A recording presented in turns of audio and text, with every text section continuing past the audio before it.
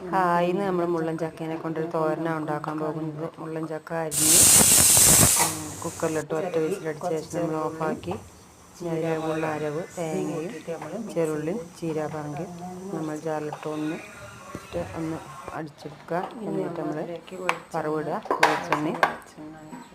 വെളിച്ചെണ്ണയും കടുകും ചുവന്നുളകും കറിവേപ്പില ഇട്ടാണ്ട് നമ്മളൊന്ന് വറവ് ഇതാക്കിയെടുക്കുക.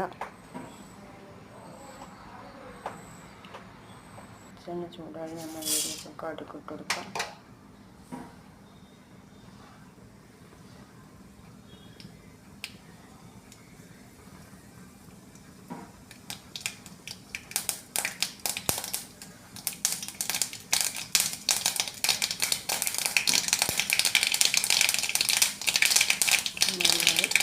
ചുവന്നുമുളകും കറിവേപ്പില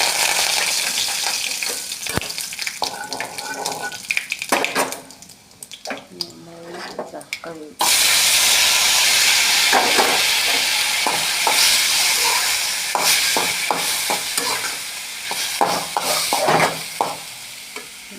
അരവും കൂടി ചേർത്തെടുക്കും.